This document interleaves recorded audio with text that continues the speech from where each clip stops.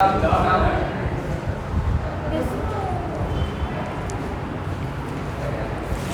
पिछले दिन हम लोग पढ़ रहे थे एलिमेंट्री कैनाल। ठीक है, हम लोग एलिमेंट्री कैनाल के विषय में जो कुछ भी पढ़ेंगे ईच एंड एवरी थिंग को हम लोग राइट डाउन भी करेंगे। सबसे पहला रिक्वायरमेंट, क्योंकि हम 1 से 2 दिन और अब थर्ड डे है, अब हमको अपने सिस्टम में आपके अकॉर्डिंग चलना है, तो मेरे अकॉर्डिंग आपको भी चलना है। ठीक है, हम लोग एलिमेंट्री कैनाल, तो एलिमेंट्री कैनाल पहले डिफाइन किए थे, सभी कोई लिखे थे। ठीक है, एलिमेंट्री कैनाल सभी, एक एलिमेंट्री कैनाल का एकदम ड्रॉ भी करना है, आपको एक होमवर्क में भी था। ठीक है, ड्रॉ भी करना था एलिमेंट्री कैनाल का। तो एलिमेंट्री कैनाल का स्टार्ट, सबसे पहले कि एलिमेंट्री कैनाल क्या बोले थे? हाँ Ayushman,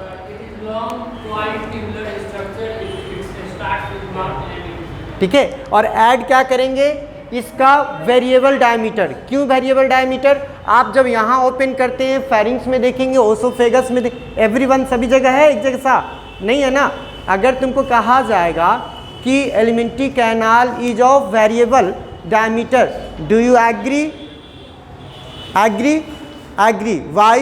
because the diameter of small intestine is less than large intestine, stomach have some different.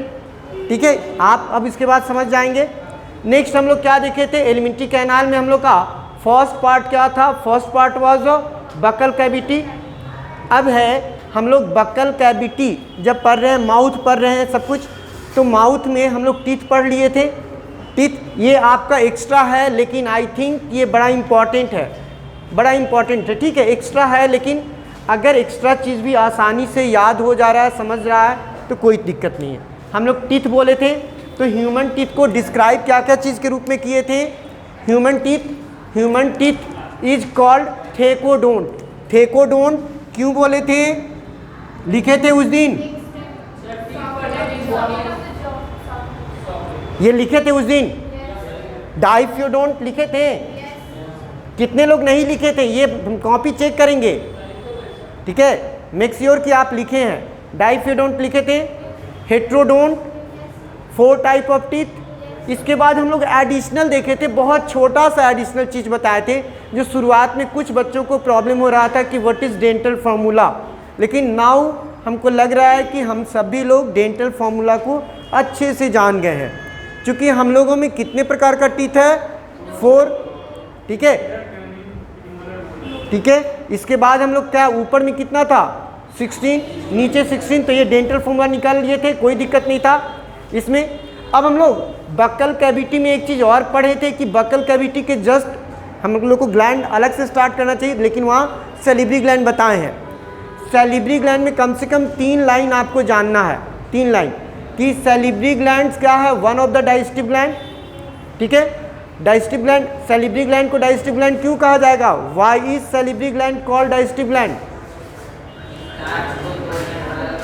Because its secretion contains the enzyme. अगर ये क्वेश्चन लिख ले, why do we call salivary gland as a digestive gland?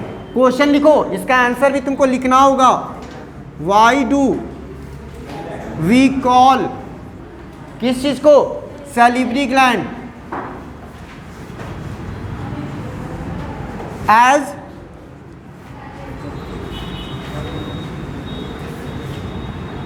ठीक है, ये question हो जाएगा। आपको क्या क्या लिखेंगे, इसका आंसर घर से भी बनेगा, लेकिन ये होमवर्क में भी रहेगा। ठीक है, ये इसको चूंकि पढ़ा दिए हुए हैं और अभी बता भी रहे हैं। क्या बता रहे हैं कि salivary glands are described as because its secretion क्या? Its secretion contain 2 enzymes. लिखना है तो लिख भी सकते हैं। ठीक है, यहाँ से बिकॉज करके लिखोगे या पूरे स्टेटमेंट से? बिकॉज से इजी भी रहेगा तुमको। Because secretion you also right, because secretion of salivary gland contains 2 enzymes in which in which one enzyme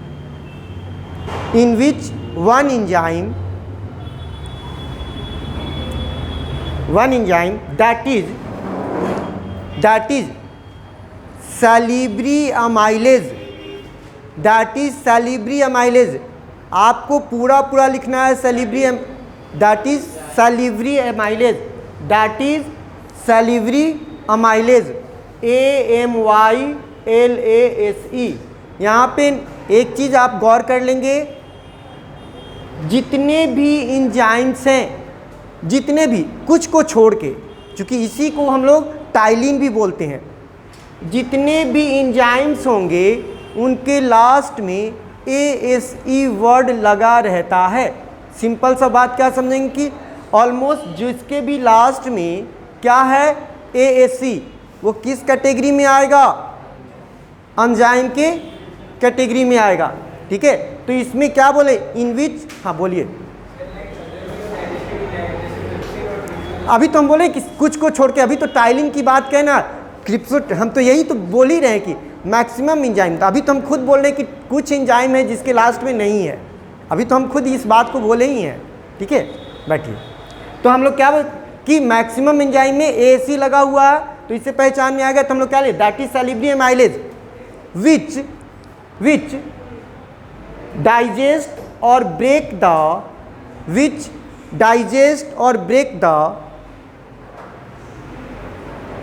starch into maltose।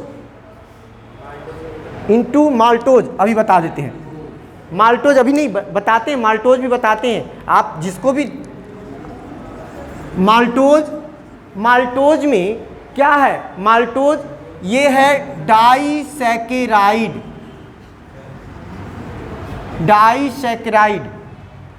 ठीक है, आप डाइसैकेराइड देखो, बहुत हम लोग नहीं ज़्यादा पढ़ रहे हैं।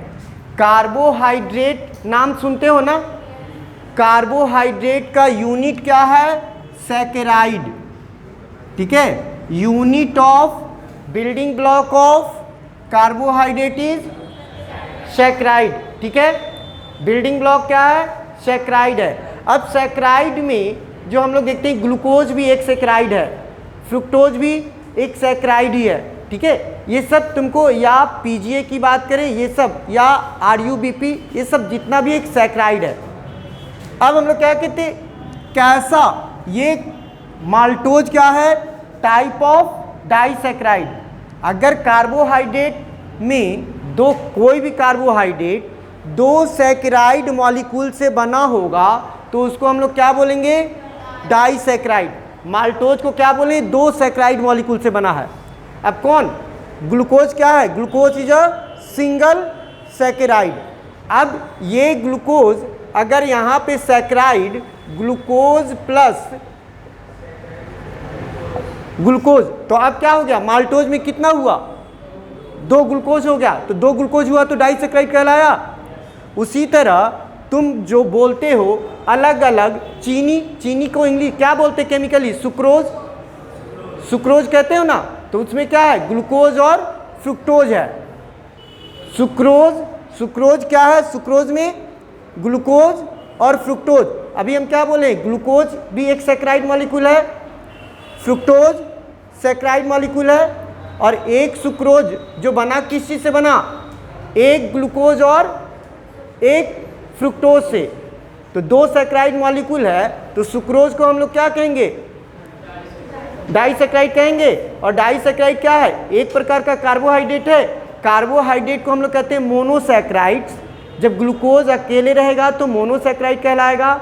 जब ग्लूकोज, फ्रुक्टोज या कोई रैफिनोज, RUB, कोई भी 2 या 3 अगर जुड़ जाए तो स्टार्च में क्या होता है? स्टार्च में बहुत सारा ग्लूकोज, मतलब बहुत सारा glucose plus glucose plus glucose, बहुत सारा 50-60 ग्लूकोज मिलके क्या बनाया? स्टार्च बनाया। ठीक है, अब यहाँ पे किस चीज़ में ब्रेक किया? तो यहाँ पे अगर इक्वेशन लिख लें, स्टार्च और इसके ऊपर क्या दे दिए हम लोग? सैलिवरी एमाइलेज कितने पे काम करता है, यहाँ पे केवल यहाँ पे अगर तुम्हारा इंडिकेशन है 6.8 पे, ठीक है, तो ये क्या बना माल्टोज, और माल्टोज क्या है डाइसैकराइड। क्यों डाइसैकराइड कहें, ठीक है, ग्लूकोज प्लस ग्लूकोज। और यही तुमको हिंट्स क्या दे देगा, चूंकि हम लोग जब खाना खाते हैं भोजन को च्यू करते हैं प्रॉपरली, तो जब ज़्यादा देर तक च्यू करेंगे तो भोजन के ऊपर सैलिब्री एमाइलेज बहुत देर तक आएगा, तो सैलिब्री एमाइलेज आएगा तो पूरे स्टार्च को नहीं तोड़ता है, ओनली 30% ही, लगभग 30% स्टार्च को किस चीज़ में कन्वर्ट किया, और डाइसैकराइड का नाम क्या, और माल्टोज किन किन चीज़ों से मिलकर बना था।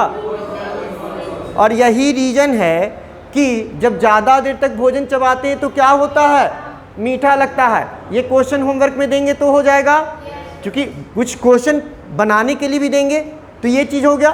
तो यहाँ पे हम लोग देखें क्यों डाइजेस्टिव ग्लैंड कहा गया, तो कंसीडर करेंगे यहाँ पे क्या हम लोग लाइसोजाइम का जिक्र करना चाहिए या नहीं, नहीं करना चाहिए, क्योंकि लाइसोजाइम किस चीज़ के लिए है, एंटी माइक्रोबियल। लाइसोजाइम भी इसमें हम लोग क्या बोले थे, सैलिब्री एमाइलेज प्लस क्या था लाइसोजाइम। लाइसोजाइम क्या करता है, एंटीबैक्टीरियल है। एंटी का मतलब क्या होता है, एनिमी, दुश्मन, ठीक है। जो एंटीबैक्टीरियल माइक्रोबियल बोले तो किसका दुश्मन होगा, माइक्रोब का। तो अगर हम लोग खाना पीना खाते हैं, हम लोगों की आदतें किसकी बहुत अच्छी है, लेकिन अधिकांश लोगों की आदतें इतनी अच्छी नहीं है। अनकवर्ड फूड भी खा लेते हैं, स्ट्रीट में भी जाते हैं तो बहुत सारी चीज़ें और खा लिए। तुमको नहीं लगता है कि उसके माध्यम से कुछ बैक्टीरिया भी अंदर गया होगा, लेकिन क्या हम लोग बीमार पड़ गए, नहीं। क्यों नहीं बीमार पड़े, क्योंकि जो बैक्टीरिया गया था उसको किसने उसका फजीहत कर दिया, लाइसोजाइम। अगर यहाँ से आगे जाएगा तो HCl भी करेगा स्टोमिक में, ठीक है। तो ये चीज़ हम लोग जान गए। अब हम लोग सैलिब्री एमाइलेज में हम लोग सैलिब्री ग्लैंड के विषय में और क्या बताए थे, कितना है 6, 3 पेयर्स, ठीक है, 3 पेयर्स। और याद रखना है सैलिब्री ग्लैंड का लोकेशन बकल कैविटी, ठीक है। अब सलीवा क्या क्या, अगर तुमसे यही क्वेश्चन रहेगा, अब क्वेश्चन तुम्हारा ये भी रहेगा what is the function of सलीवा, तो क्या क्या करेगा, उसको डाइजेस्ट करेगा, बैक्टीरिया को मारेगा, प्लस जो फूड है उसको एक तरीके से स्लिपरी बना देगा, ठीक है, मिक्स करेगा, सॉफ्ट बनाएगा, सो दैट कि हम लोग जब निगलेंगे, स्वैलो करेंगे तब बड़े आराम से चला जाए, ठीक है। अब हम लोग इसके बाद बकल कैविटी के बाद हम लोग का, हाँ बोलिए, हाँ नहीं म्यूकस नहीं, जैसे म्यूकस तुमको अलग लेयर होगा, ठीक है, फेरिंग्स में नहीं, म्यूकस तो नहीं है, लेयर, म्यूकस का एक लेयर है, लेयर अलग चीज़ हो गया, एकदम पूरा सेक्रेशन का नहीं है, तो पूरे इंटेस्टाइन में ही होगा। क्या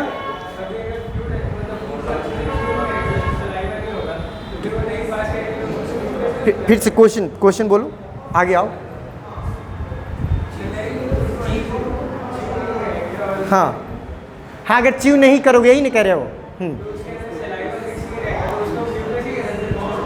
नहीं वो तो म्यूकस, जैसे हम लोग देखते हैं एलिमेंट्री कैनाल में, एलिमेंट्री कैनाल को कट करेंगे ना, 4 लेयर में है।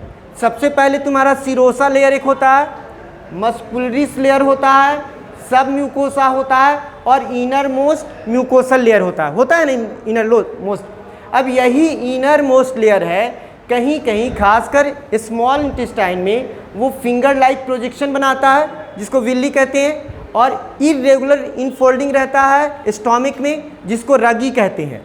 तो भोजन अगर हम लोग नहीं चबाएं, यही क्वेश्चन था ना, तो अंदर गया थोड़ा बहुत जो भी, तो हम लोग किस चीज़ को, जो बहुत लिक्विड टाइप का है, जो ऑलरेडी स्लिपरी है, वो बड़े आराम से, अगर पानी पी रहे हैं तो हम लोग नहीं ना, लिक्विड टाइप का डाइट आप चबाएंगे, नहीं चबाएंगे, दैट विल अल्टीमेटली गोज यहाँ पे।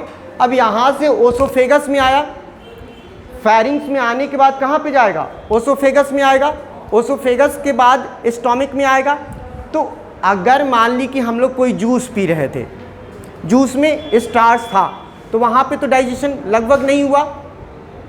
अब वो कहाँ पे डाइजेशन होगा? स्टार्च सीधे स्मॉल इंटेस्टाइन में होगा। हम क्या बोलें कि यहाँ पे कितना होगा? ओनली 30%। वो भी क्या हो रहा है?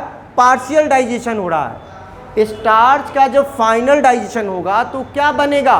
ग्लूकोज ही बनेगा, ठीक है। इसलिए तो वहाँ पे डाइजेशन नहीं हुआ, लेकिन आगे जाएगा, ठीक है।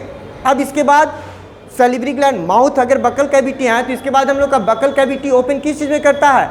फेरिंग्स में, ठीक है। तो लिखे फेरिंग्स में भी, फेरिंग्स के विषय में कुछ चीज़ जानिए।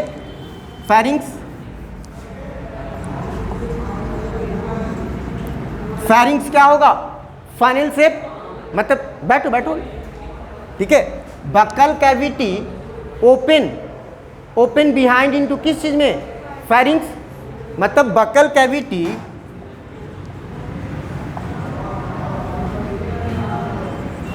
ओपन्स इनटू किस चीज़ में?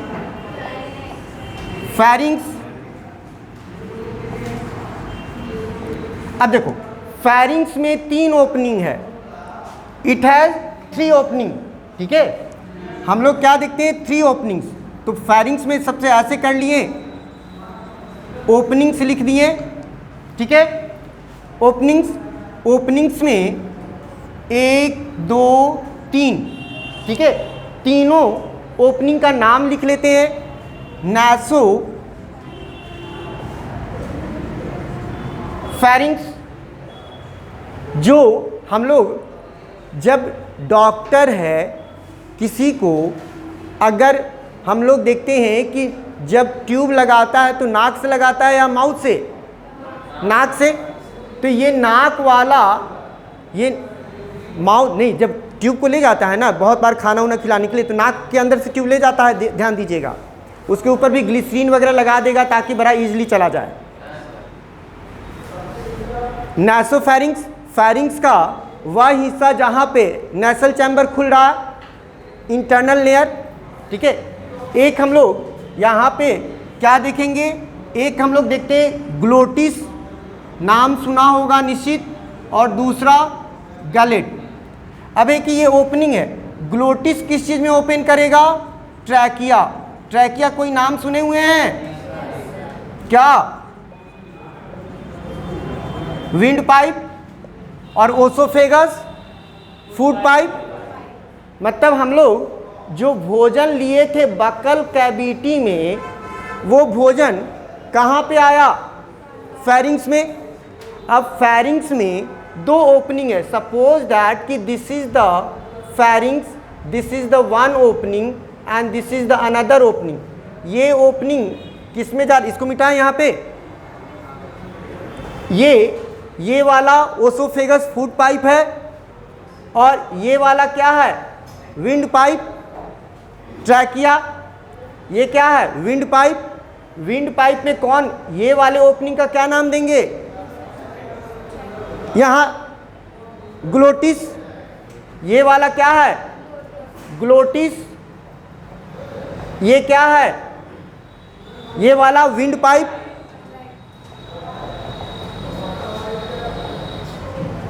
ये ओपनिंग क्या है?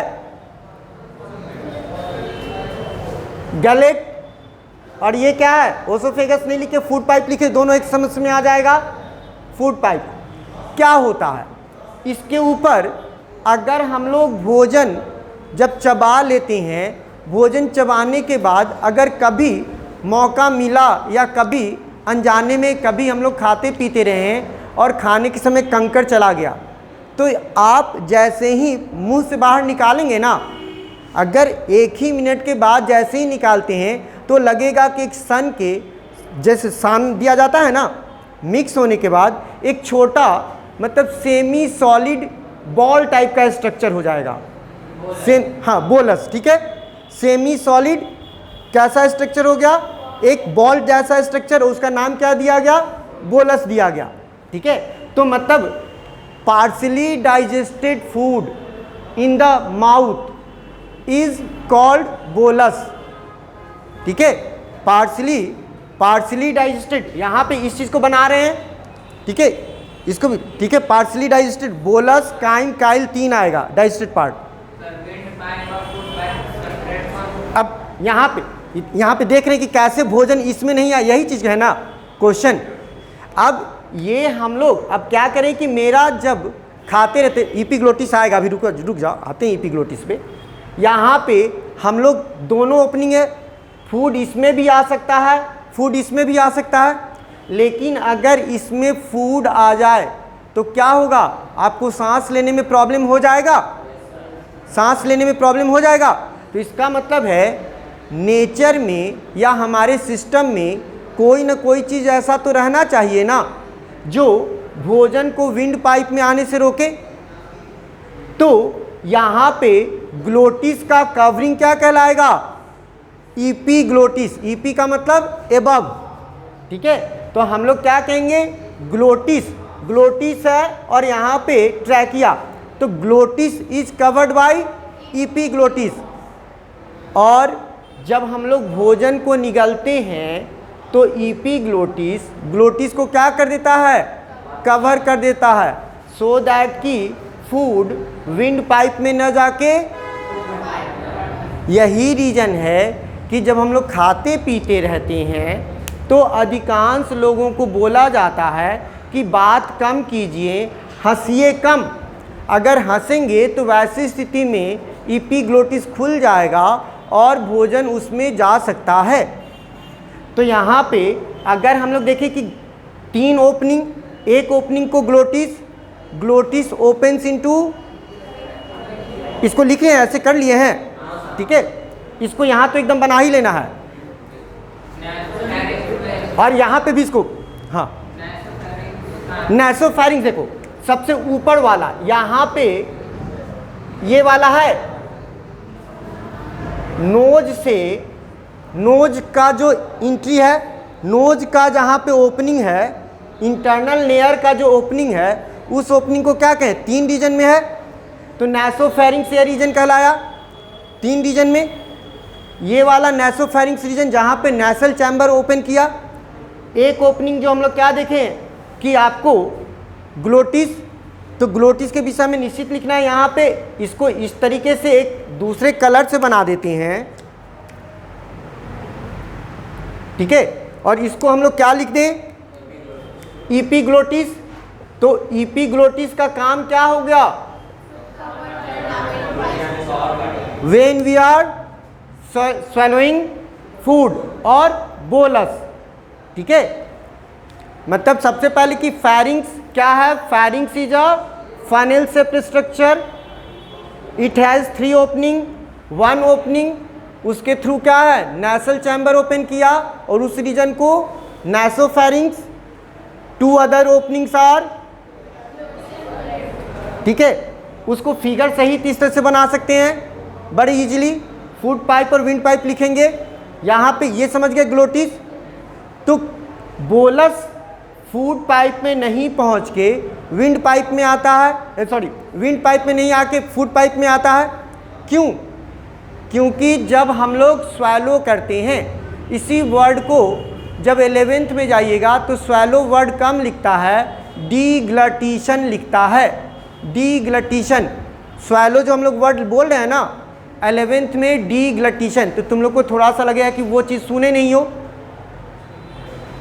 सुने हो ना, तुम पढ़े हो तो तुम सुने, लेकिन मैक्सिमम इसीलिए हम उसको नहीं बोले हैं, ठीक है।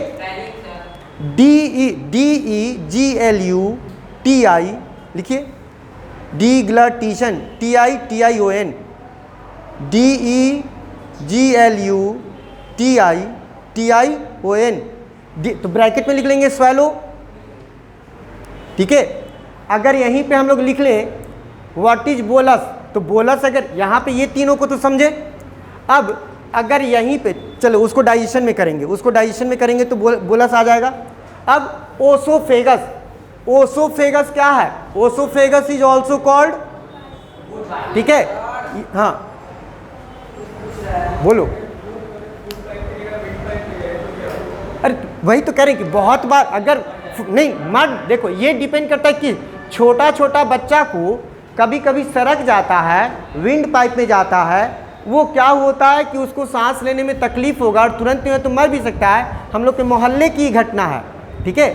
आपका वो कितना इवन आपका चावल वगैरह जब दाना कभी कभी सरक जाता है तो विंड पाइप में जाता है, आपको कितना जलन टाइप का होता है आपको, और तब निकलता है नाक से भी कभी कभी वो चावल का दाना निकलेगा, ठीक है। तो वो क्या होगा, चूंकि हमारा सिस्टम ऐसा बना हुआ है कि कुछ ना कुछ एक हम लोग कहते हैं कि कैसे छींक आया और कैसे बाहर निकलेगा। तो आप लोग देखें कि बहुत सारा सिस्टम जो है, बहुत सारा इनवॉलेंट्री एक्शन है। इनवॉलेंट्री एक्शन किसको कहेंगे, जो आपके माइंड के कंट्रोल में नहीं है, ऑल ऑफ ए सडन होगा। और ऑल ऑफ ए सडन किसी डेंजरस सिचुएशन से बचाने के लिए हो तो उसी को रिफ्लेक्स एक्शन कहते हैं। एक्शन में दो तरह का, वॉलेंट्री एक्शन और, ठीक है। Voluntary action is under control of yourself, आपके माइंड के, आपके विल में। Involuntary action not under control of your will.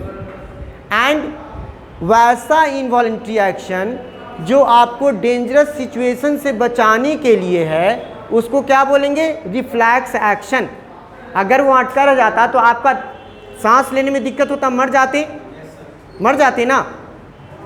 तो इसीलिए सलाह, हाँ, तो ये समझे। तो ओसोफेगस स्ट्रेट लाइन है और ये पूरे थोरैक्स रीजन के थ्रू, यहाँ से ये गर्दन है ना, ये पूरे थोरैक्स रीजन से होते हुए आएगा डायफ्राम के पास, और फिर डायफ्राम के नीचे किस साइड में स्टोमक होता है, लेफ्ट या राइट, लेफ्ट साइड में, और लीवर राइट साइड में होता है। इसीलिए कभी ज़्यादा भोजन कर लो और अनईजी फील करो तो लेफ्ट साइड करवट बदल के सो, ठीक है।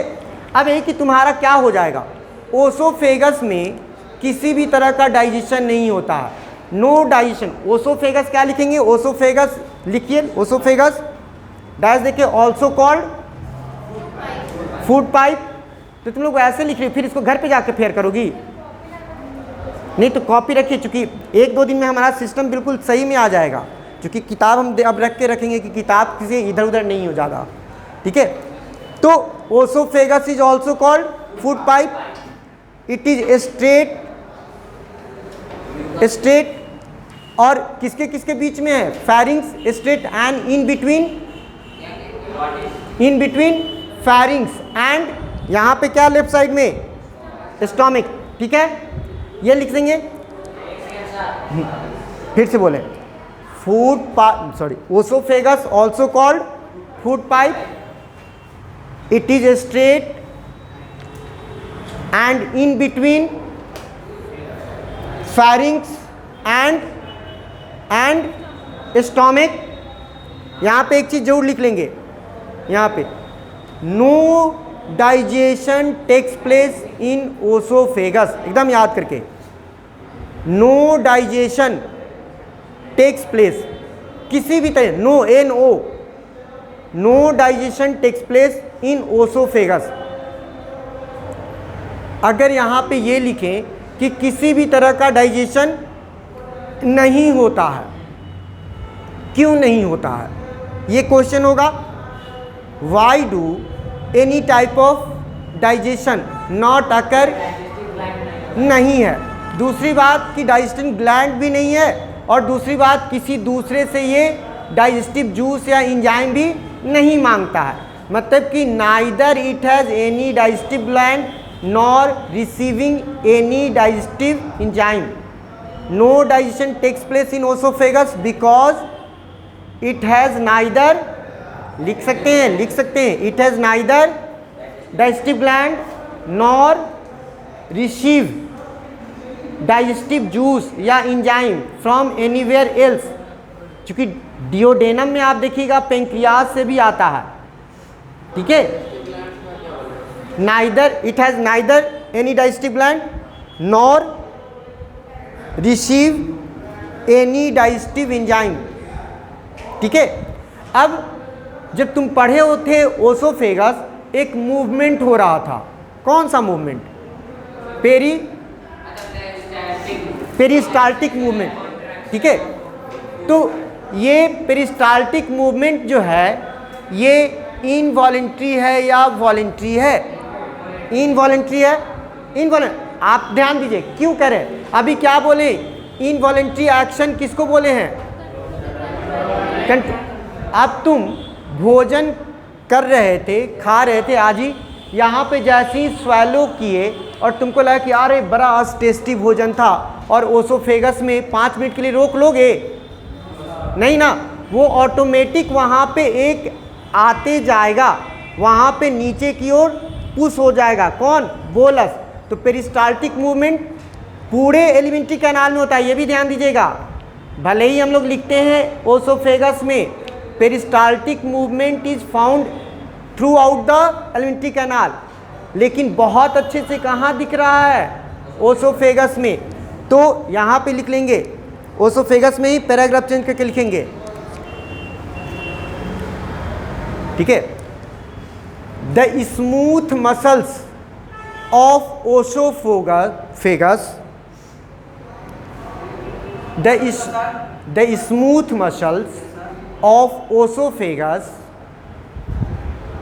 ठीक है, show SHOW, show rhythmic RHYTHMIC, rhythmic का मतलब ताल, मतलब कोऑर्डिनेशन से, हाँ, rhythmic RHYTHMIC, rhythmic contraction and relaxation, rhythmic contraction and relaxation, known as peristaltic movement, peristaltic spelling बोल दें, PERISTAL, नहीं एक्शन भी बोल सकते हैं, मूवमेंट भी, ठीक है। पेरिस्टाल्टिक मूवमेंट, तुम्हें स्पेलिंग छूट गया ना, बीच में बोल दिया, PERISTALTIC, ठीक है। पेरिस्टाल्टिक मूवमेंट, ये मूवमेंट क्या करता होगा, इसका क्या वैल्यू है? पुश करता है, ठीक है। तो इसमें जोड़ देंगे इट पुशेज, और पुशेज यहाँ पे फूड नहीं लिखेंगे, स्पेसिफिक टर्म लिखेंगे। उस टर्म को क्या लिखेंगे? पार्शियली डाइजेस्टेड बोलस, पुश इस bolus downward, it pushes the bolus, BOLUS, bolus. अभी तो वो बताया था, क्या तुम नाम बताए थे अपना? अनुराग ना, तो अनुराग बताया था कि बोलस क्या बोले थे? बोलस कहाँ पे बनता है? जब भोजन चबाते हैं और एक सेमी सॉलिड हो जाता है, बॉल जैसा स्ट्रक्चर हो जाता है, तब वो कहाँ पे अब जाना है? स्टोमक में की तरफ पुश कर दिया। स्टोमक के पास भी यहाँ पे एक स्फिंक्टर मसल्स होता है। अब हम लोग देखते हैं स्टोमक के विषय में आए। स्टोमक, तो स्टोमक में क्या क्या, स्टोमक में कभी कभी लिखा रहता है जे शेप्ड स्ट्रक्चर, लेकिन एक हम लोग यहाँ पे स्टोमक, ठीक है, जे शेप भी लिखे, सी शेप डियोडेनम का, ठीक है। लेकिन स्टोमक क्या है? ये बैग लाइक स्ट्रक्चर है, ठीक है, बैग लाइक स्ट्रक्चर कहाँ पे है? Left side. अब एब्डोमेन, हिंदी समझते हो? पेट। कभी सुने अपर एब्डोमेन, लोअर एब्डोमेन? सुने तो होगे। कभी देखो, बहुत बार अल्ट्रासाउंड जब पेट वगैरह का डॉक्टर लिखता है ना, तो कहता है कि अपर एब्डोमेन का, लोअर एब्डोमेन का। अपर एब्डोमेन का क्या मतलब हम लोग समझते हैं? नाभि, समझ रहे हो? नाभि से ऊपर जो डायफ्राम यहाँ पे ऐसे है, इसका पार्ट को, यहाँ से पार्ट को क्या बोले? अपर एब्डोमेन, और इसके नीचे इस लोअर एब्डोमेन, ठीक है। तो क्या है? Bag like structure situated towards left side, left, हाँ, stomach,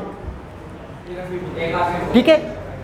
it is a bag like structure, ठीक है। मैक्सिमम देर तक भोजन यहाँ पे रहता है, एक्चुअली स्टोर करके रखता है।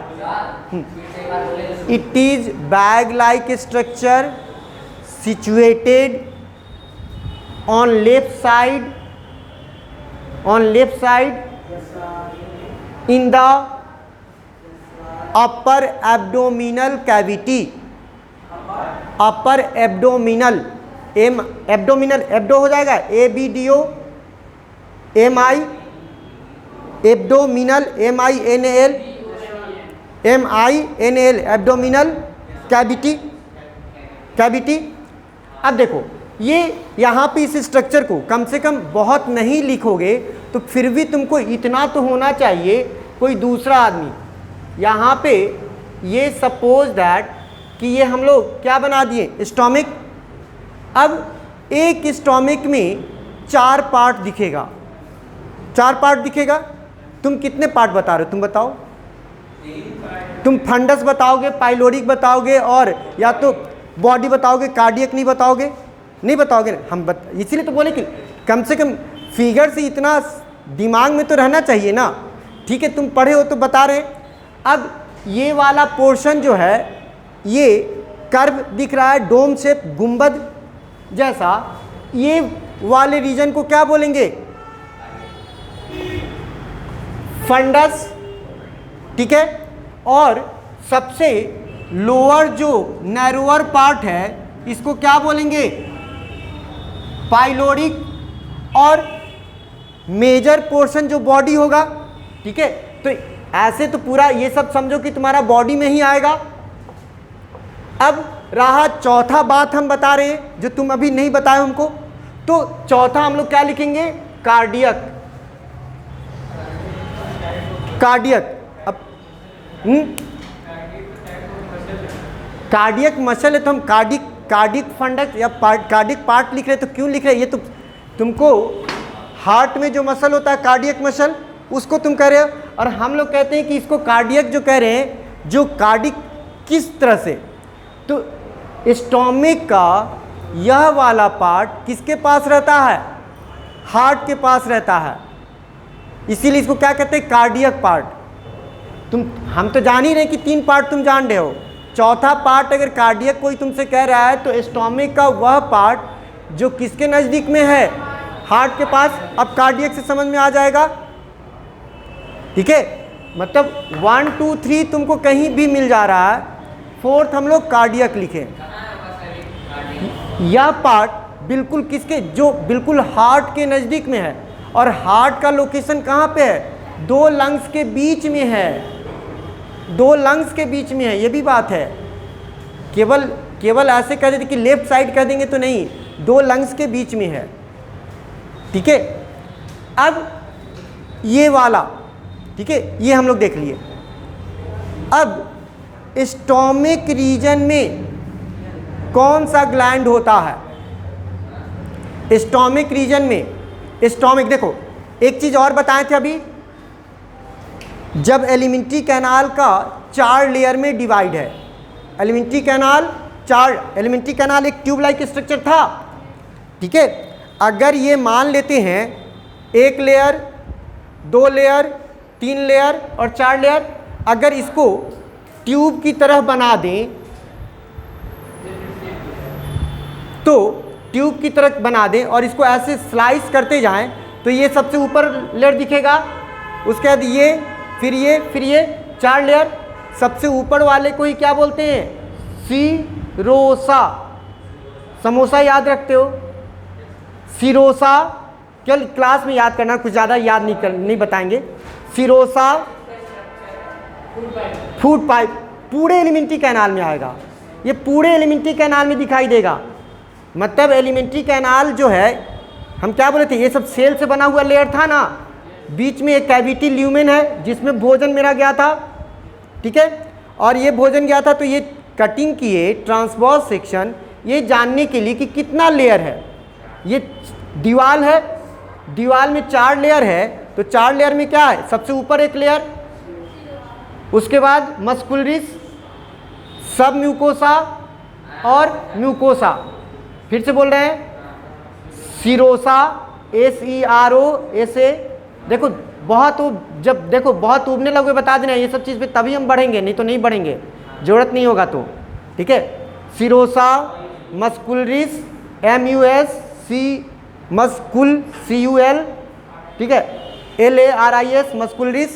उसके बाद सब म्यूकोसा SUB, सब म्यूकोसा और म्यूकोसा। तो अभी बता नहीं कि म्यूकोसल लेयर सब जगह पाया जाएगा, ठीक है। देखो सिंपल सा, ये दीवाल है, ये दीवाल कहलाया। तुमको इस दीवाल से कंपेयर करो, ये जो दीवाल तुम्हारा है इसमें कितना लेयर तुमको दिखाई दे रहा है। अभी तो ऊपर से केवल वाइट वॉशिंग दिखाई दे रहा है, लेकिन जब इसको तोड़ोगे तो लगता है कि इसके नीचे एक प्लास्टर वाला आएगा लेयर, उसके अंदर में ईंट होगा, तो 3 लेयर हो, फिर प्लास्टर भी हो सकता है, तो 3 लेयर दिखाई दिया ना कम से कम। तो ये कब होगा, जब ऐसे कटे, जब मान ली कि यहाँ से तोड़ेगा तो दिखेगा ना। अब मेरी बात समझे कि यहाँ पे कैसे रहता होगा, अलग अलग लेयर, ठीक है।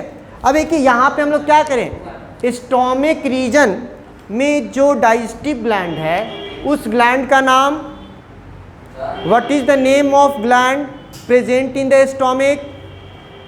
3 ऑप्शन दे, ठीक है। Crypts of Lieberkuhn, crypts of Lieberkuhn, ये इंटेस्टाइनल ग्लैंड है। चलो अब नहीं है तुम, अब गैस्ट्रिक ग्लैंड, पैक, ठीक है। तो गैस्ट्रिक ग्लैंड होता है, तो तुमको याद क्या रखना, इसमें एक वर्ड एक्स्ट्रा जोड़ना है, क्योंकि किताब में तो तुमको गैस्ट्रिक ग्लैंड पढ़ना ही है, तो इसी में लिख लेंगे।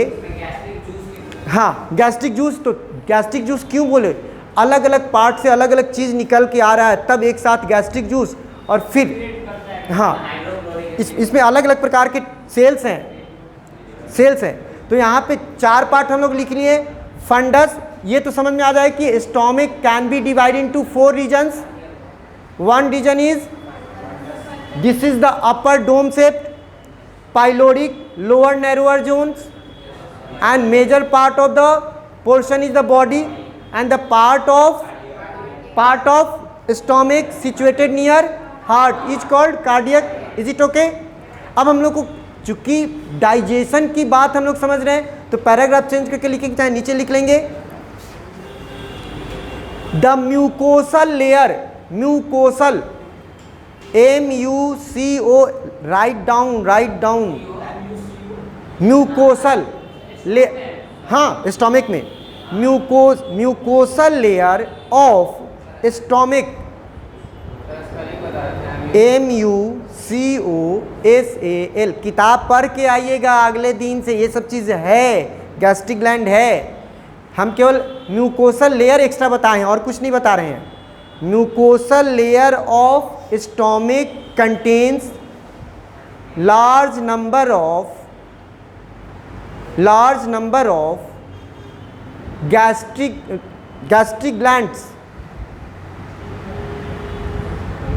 ठीक है, गैस्ट्रिक ग्लैंड। अब इस पे आते हैं। सबसे पहले कितने लोग ग्लैंड जैसे वर्ड को सुने थे, ठीक है, सभी को, क्या बात है, हाँ, सब कुछ सुना होगा। सिंपल सा, अगर तुमसे ग्लैंड क्या होता है एक लाइन कोई पूछेगा तो क्या जवाब दोगे? ग्लैंड होता है, ठीक है, हाथ होता है, कितना आसान तो है, अनुराग है, ठीक है। अब नहीं, अब चलो यहाँ पे देखो, हम लोग कह रहे हैं कि glands can be defined as cellular structure.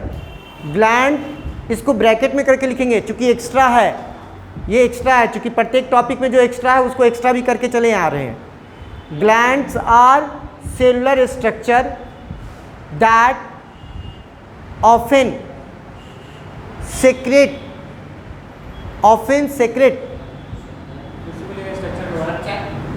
cellular structure that often often अक्षर secrete specific chemicals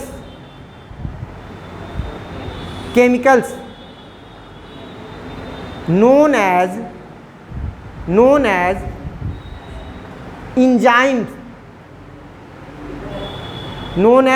enzymes and hormones. ये तो डिफिनीशन बता दिए। अब ध्यान दो, कैसे समझोगे एक्स्ट्रा चीज को, किताब में तुम देखोगे तो बिल्कुल एनसीईआरटी को पढ़िएगा। आज हम थोड़ा सा अपने घर पे भी देखते हैं, मेरे पास अगर बुक होगा तो, कि क्या क्या है, मतलब बहुत ज़्यादा नहीं, लेकिन हम क्या सेलुलर स्ट्रक्चर है, क्या सभी सेल एक ही तरह का होगा? सेल अलग अलग प्रकार का हो सकता है। मान लेते हैं ये हम लोग गैस्ट्रिक ग्लैंड बना रहे हैं,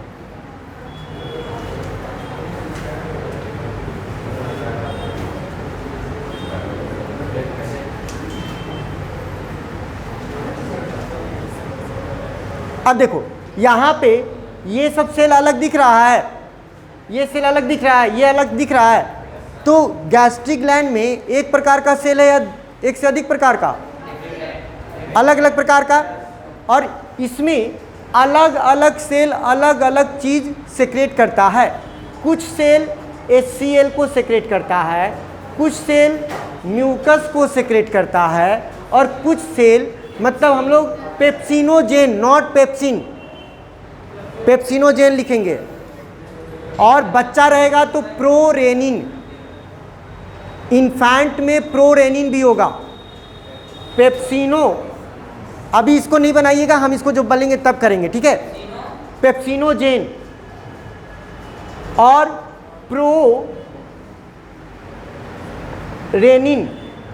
चार, ये दोनों एंजाइम है, ये दोनों नहीं, अलग अलग एंजाइम है। अब ध्यान दीजिए, क्या क्या हम बोलें कि मेन चीज़ का ये बता रहे हैं। सबसे पहले कि गैस्ट्रिक ग्लैंड का लोकेशन मालूम हुआ, किस एलिमेंट्री कैनाल के किस हिस्से में है? स्टोमक में। स्टोमक का किस लेयर में? अगर चार ऑप्शन, सिरोसा, मस्कुलरिस, सब mucosa, mucosa, mucosa layer. Gland को हम लोग क्या डिफाइन किए? Gland is either unicellular structure और मल्टीसेलुलर स्ट्रक्चर। तो ये गैस्ट्रिक ग्लैंड मल्टीसेलुलर है या यूनिसेलुलर? ठीक है, इसके कुछ सेल्स क्या सीक्रेट कर रहे हैं? कुछ सेल प्रोरेनिन, प्रोरेनिन, ठीक है। प्रोरेनिन कब? बच्चे में जो ज़्यादा दूध पे डिपेंडेंट है, क्योंकि उसमें एक प्रोटीन होता है केसिन, उसको डाइजेस्ट करने के लिए प्रोरेनिन का होना जरूरी है, ठीक है, एक्स्ट्रा नहीं है। अब ये तीनों चारों अलग अलग सेल से आया और चारों एक साथ जुड़ जाएगा, तब इसको क्या कहेंगे? गैस्ट्रिक जूस, ठीक है। अभी हम लोग ग्लैंड के विषय में पढ़ा रहे थे, फिर लेकिन अलग अलग सब देखो कैसे। अभी क्या यहाँ सीक्रेट हुआ था? एक्टिव है या इनएक्टिव है? एक्टिव है, इनएक्टिव, ये इनएक्टिव। अब देखो पहचान भी बता देते हैं, एकदम एक ही क्लास में एकदम समझ जाओगे। सबसे पहले ग्लैंड या तो केमिकल सेक्रेट करेगा या हार्मोन, दो हो सकता है ना, कुछ ग्लैंड दोनों सेक्रेट करता है, ठीक है, जैसे कि पेंक्रियाज। अगर ग्लैंड एंजाइम सेक्रेट करेगा तो उसको इंडोक्राइन बोलेंगे या exocrine? Exocrine, exocrine, enzyme secreting. तो ग्लैंड्स में ये लिखें, तो ग्लैंड्स में जब यहाँ पे एक हो जाएगा इंडोक्राइन और दूसरा एक्सोक्राइन। इंडोक्राइन क्या सेक्रेट करेगा? हार्मोन्स। Exocrine enzymes. अगर एंजाइम सेक्रेट कर रहा है तो ग्लैंड क्या कहलाएगा? उसके बाद जब आगे आएंगे तो डक्टलेस ग्लैंड है, कौन डायरेक्ट सबस्ट्रेट पे आता है, ये सब चीज़ें केवल यहाँ पे ग्लैंड का चर्चा है इसलिए बता रहे हैं। इंडोक्राइन ग्लैंड हार्मोन सेक्रेट करेगा, एक्सोक्राइन ग्लैंड एंजाइम। तो सैलिब्री ग्लैंड एक्सोक्राइन होगा या इंडोक्राइन? एक्सोक्राइन, क्योंकि एंजाइम सेक्रेट कर रहा है, ठीक है। अब यहाँ पे गैस्ट्रिक ग्लैंड में लिखें तो गैस्ट्रिक ग्लैंड, ये तो ब्रैकेट, एक्सोक्राइन एंजाइम। अब एंजाइम अलग अलग प्रकार का होगा, यहाँ पे ये तो तुमको ब्रैकेट में बोले थे करने के लिए, यहाँ से कर ली। अब गैस्ट्रिक ग्लैंड, अब यहाँ पे जो मेन हिस्सा होगा secretion of gastric gland is called, secretion of gastric gland is called gastric juice gland is called gastric juice. वो किस चीज़ का मिक्सचर है? मिक्सचर क्या है? Which is mixture of HCl, mucus and pepsinogen. Prorenin केवल बच्चे में होता है, इसलिए हम लोग बोल रहे हैं पेप्सिनोजेन। दूध जो बच्चा पीता है ना, तो जो मिल्क का पहले कर्डलिंग होता है, तो पहले दूध में एक प्रोटीन होता है केसिन, और केसिन को डाइजेस्ट रेनिन ही करता है। यहाँ पे प्रोरेनिन लिखे है ना, हम लोग एक क्या बताए थे, तुम बताए ना हमको कि इनएक्टिव कैसे पहचान गए? नहीं पहचानने का कोई तरीका अब बता दे रहे हैं, एक ही दिन में याद हो जाएगा। कोई भी एंजाइम एक्टिव है या इनएक्टिव, इसको पहचानने का दो तरीका है। एंजाइम इज आइदर एक्टिव और inactive, this can be identified by only two things. ठीक है, अगर किसी भी एंजाइम के लास्ट में जेन लगा हुआ है, if it is end with gen, then it will be inactive enzyme. देखते हो पेप्सिनोजेन को HCl जब इस पे एक्शन करता है तो पेप्सिन बना देता है, तो पेप्सिन क्या हुआ? Active form. और पेप्सिनोजेन कैसे पहचाने? जिसके लास्ट में या जिस एंजाइम के पहले प्रो वर्ड लगा रहे, प्रो लगा रहेगा तो उसको क्या कहेंगे? इनएक्टिव। मतलब इनएक्टिव की पहचान दो तरीके से, either it will start from pro और स्टार्ट एंड विथ जेन। तो पेप्सिनोजेन, प्रोरेनिन दोनों क्या है? ठीक है, ये होमवर्क में हम क्वेश्चन दे देंगे कि तुमको याद रहना चाहिए। हाउ विल नहीं, कोई भी एंजाइम में दोनों में से कोई एक ही रहेगा।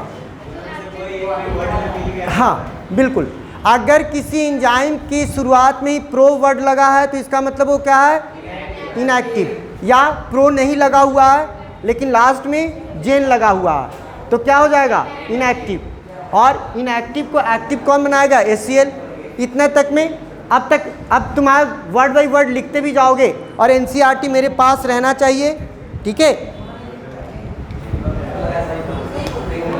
ओके।